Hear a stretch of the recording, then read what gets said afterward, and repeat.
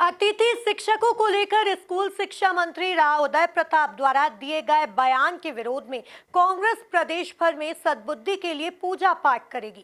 कांग्रेस प्रदेश अध्यक्ष जीतू पटवारी ने मुख्यमंत्री डॉक्टर मोहन यादव से स्कूल शिक्षा मंत्री का तत्काल इस्तीफा लेने की मांग की है। वहीं अब इस बयान पर सियासत रफ्तार पकड़ रही है।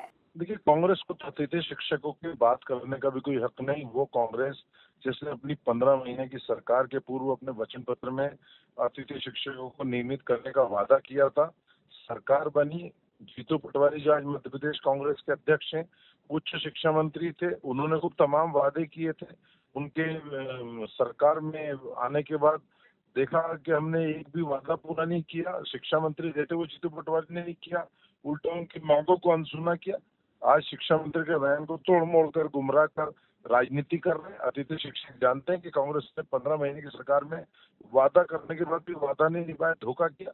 लेकिन हमारी सरकार में उनको न्याय मिलेगा, यह विश्वास दिलाते हैं।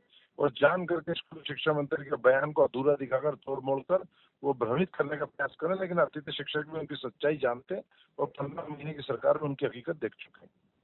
क्या लगता है अब इस तरह की चेतावनी देना बार-बार ये क्या ठीक है स्कूलों में जाकर के पाठ पूजन करना और इस तरह के जो है अलग-अलग तो ये कांग्रेस के पास कोई मुद्दा नहीं है। इसी तरह के झूठ पर आधारित मुद्दे करते हैं। कोई किसी मासूम के साथ दुष्कर्म की घटना हो जाती है, ऐसी घृणित और मानवीयता को तार-तार करने वाली घटना पर भी राजनीति करते हैं। तो कांग्रेस के पास कोई मुद्दा नहीं है, इसलिए इस तरह के झूठे मुद्दे पकड़कर राजनीति करते हैं।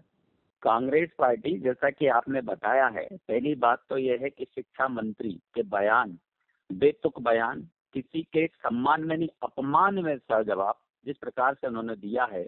मध्य प्रदेश के अतिथि शिक्षक वे लोग हैं जिन्होंने मध्य प्रदेश की शिक्षा स्थिति को सुधारने के लिए पिछले 14-15 साल से 1 लाख की संख्या में नियुक्त किए गए थे। धीरे कम करते करते 70,000 तक पहुंचे हैं और अब 25,000 तक रहने दिए हैं इस सरकार ने। दूसरी बात, उनका 14-15 साल तक उपयोग करना, शिक्षा के स्तर को बढ़ाने में उन्होंने अपना पूरा योगदान दिया और आज ये कहते हैं कि मेहमान बनकर आए थे और मेहमान बनकर आए हैं तो इसी प्रकार चले जाएंगे। तो फिर वो किसकी सरकार थी जो 2023 सितंबर में उनकी भरी पंचायत में जाके इन भारतीय जनता पार्टी के मुख्यमंत्री शिवराज सिंह चौहान ने कहा था कि हम आपकी भर्ती करेंगे और आपको नियमित वेतन दिलवाएंगे। इन्हीं की सरकार, इन्हीं के मुख्यमंत्री कहते हैं और जब चुनाव हो जाते हैं और उनकी सरकार बन जाती है तो उन्हें ये मेहमान कहते हैं। मतलब इससे समझ में आते हैं कि ये दोगला व्यवहार कर रहे हैं, उनके साथ दो तरीके का व्यवहार कर रहे हैं। अतिथि शिक्षक भी इस बात को जानने लगे हैं, लेकिन प्रश्न ये उठता है जब अतिथि शिक्षक जाएं कहाँ, जो इन्होंने निरंतर सरकार को इतना समय दिया, शिक्षा के क्षेत्र में इतना उन्होंने सहयोग प्रदान किया, आज वे नौकरी नहीं है उनके पास में। आज उनके पास में उनके रहने की जो जीवन बचा हुआ है उसके अंतर्गत क्या काम करें, अपने आप को बेरोजगार साबित करें।